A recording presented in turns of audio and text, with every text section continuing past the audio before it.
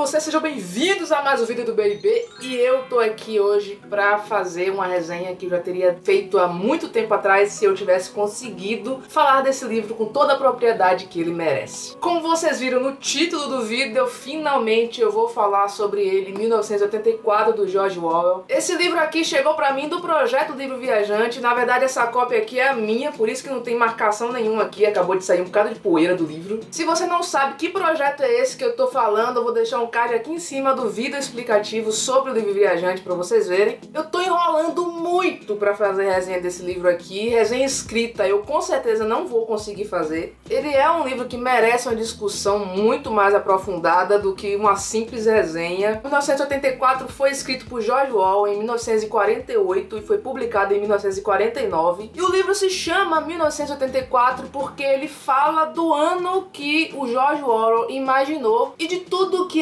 ele supôs que poderia acontecer neste ano de 84. Na época dele era um futuro bem distante. 1949 para 1984 era quase 40 anos depois. É um livro clássico, uma das distopias clássicas mais conhecidas junto com Admirável Mundo Novo. Inclusive ele pega a mesma essência e a mesma dinâmica de Admirável Mundo Novo, que é uma utopia negativa, que se contrapõe a algumas utopias positivas que surgiram na época. Um dos grandes exemplos da época é Ben-Hur. E o que é uma utopia ou uma distopia negativa, a depender do tema e da forma como o autor usa para escrever isso, mas é quando o autor se propõe a refletir sobre o presente e a fazer uma advertência sobre o futuro, falando daquele futuro de forma bem pessimista. É isso que o George Orwell faz aqui. De um mundo que foi dividido em três regiões, em três macrocontinentes, que é a Oceânia, a Lestásia e a Eurásia. E especificamente aqui dentro nós acompanhamos mais de perto a dinâmica da Oceânia. Esse mundo aqui é governado por um governo autoritário que é chamado aqui de partido, que é representado, caracterizado pela figura do grande irmão. Óbvio, você já deve ter percebido, tanto pelos olhinhos da capa, como pela expressão grande irmão, Big Brother. Sim, o programa, o reality show que passa na Globo, que estreou a primeira vez, o pioneiro foi lá na Holanda, ele foi inspirado na ideia do George Orwell, na ideia de 1984, de um mundo dirigido e governado por um partido autoritário que vigia tudo que você está fazendo. E aquilo que acontece lá na casa do Big Brother, aquelas telas e câmeras que vigiam tudo e que controlam tudo lá dentro, é o que acontece aqui no livro, basicamente. Lógico que em uma proporção muito maior. Nesse mundo as pessoas são vigiadas o tempo inteiro, tanto dentro das suas casas como fora em locais públicos, através de teletelas. São telas mesmo, tipo tela de televisão, metálicas, que ao mesmo tempo que estão ali passando coisas relacionadas ao partido e relacionadas ao mundo, estão também vendo as pessoas e vendo tudo que elas estão fazendo. Até no banheiro tem teletela. É apenas uma das formas de controlar as pessoas e de fazer com que as pessoas permaneçam sob o governo desse partido. Além das teletelas, não só através dessa questão mecânica e tecnológica, mas também entre as pessoas. As próprias pessoas controlam e sondam umas às outras para ver se elas estão tendo algum mínimo pensamento e algum questionamento sobre o partido. Eles usam até um termo para identificar isso, que é crime pensamento. Não é só você nem falar, nem ter expressão facial ou alguma coisa que infira que você está tendo algum pensamento questionador sobre aquilo tudo que está acontecendo. E quem é o nosso personagem principal do livro? Aqui a gente acompanha a história do Winston Smith,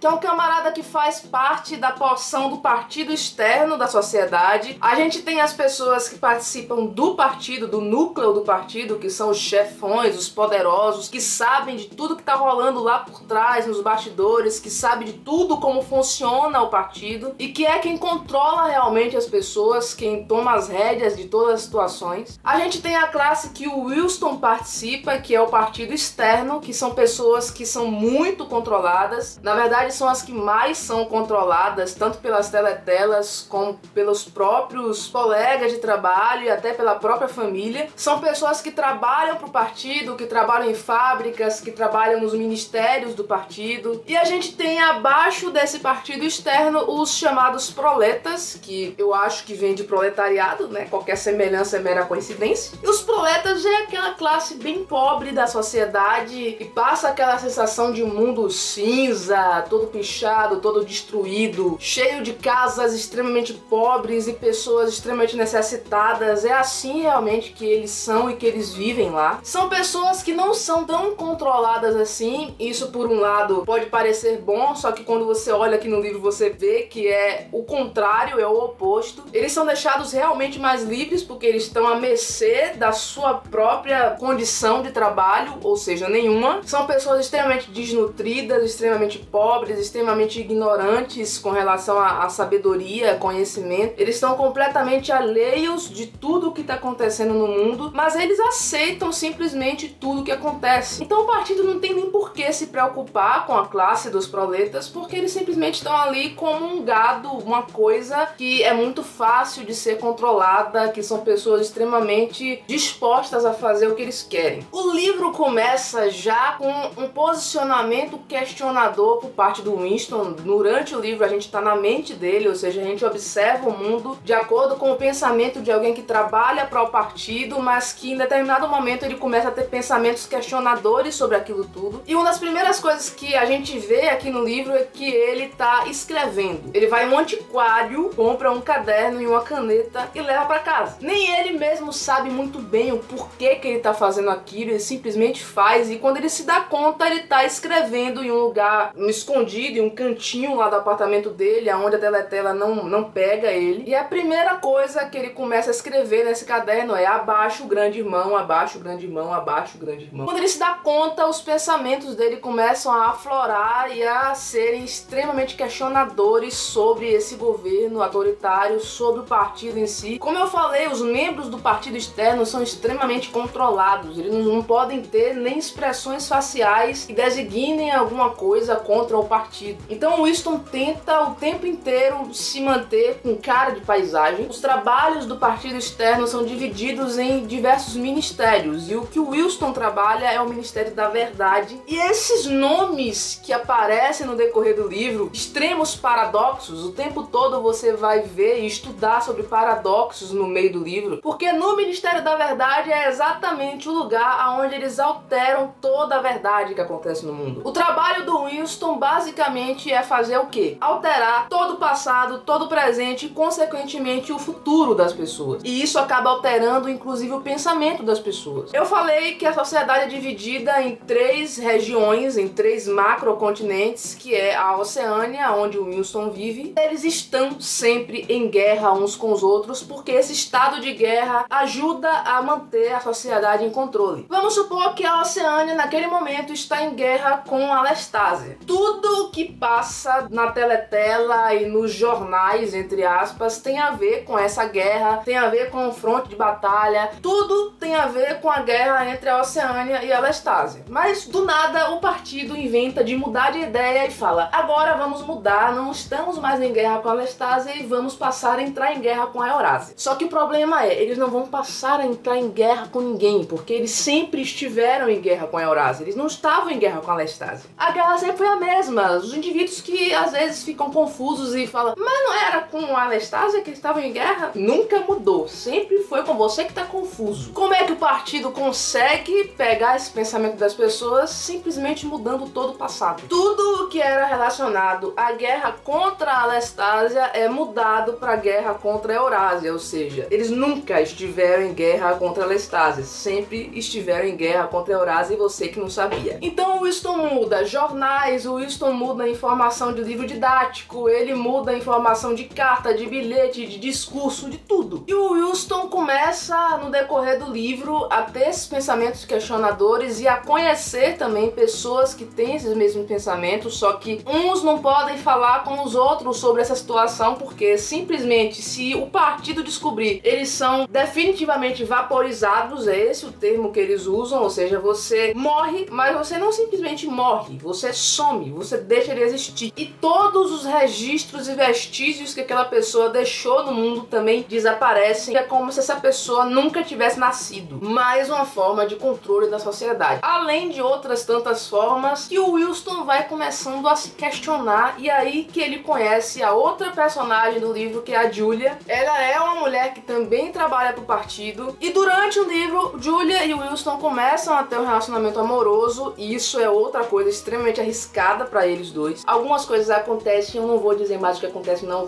já tô dando muita coisa aqui. Se eu falar mais alguma coisa, é spoiler, e aí eu não posso falar mais, e aí já passa pra segunda e terceira parte do livro, que se eu contar, eu vou estragar a leitura de vocês. Mas, gente, eu não falei nem 50% do que esse livro representa, de todos os conceitos que existem aqui. Pra você ter ideia, as formas como eles usam, como o partido usa pra controlar as pessoas, tem muitos paralelos com o que a gente vive hoje. Essa questão da manipulação através, não de força ou de violência, mas através de coisas extremamente sutis, são muito perturbadoras, e eu acho que é uma das coisas que mais perturbam na leitura do livro. Pra você ter uma ideia, até a fala, a linguagem, as palavras são usadas pra criar um clima de governo autoritário para as pessoas. Eles têm uma coisa que eles chamam de nova fala, onde as expressões e as palavras começam a se juntar, as expressões começam a ficar mais compactas e mais curtas, o dicionário começa a ficar bem mais enxuto, consequentemente as expressões começam a ficar bem mais ambíguas, ou seja, o meu não para você pode ser um sim. E aí também já consequentemente eles pegam a questão do duplo pensamento, essa é uma das expressões que eles utilizam também no livro. E o que é o duplo pensamento? É uma coisa muito difícil de explicar, porque eu demorei pra caramba de entender também. É você acreditar em alguma coisa, em algum princípio, e ao mesmo tempo acreditar no oposto daquele princípio. E isso, gente, acontece no mundo de hoje. Nós temos o duplo pensamento muitas vezes, não nas bases do que acontece aqui, porque aqui é uma coisa muito mais escancarada, é o que o George Orwell tentou mostrar de forma mais aberta,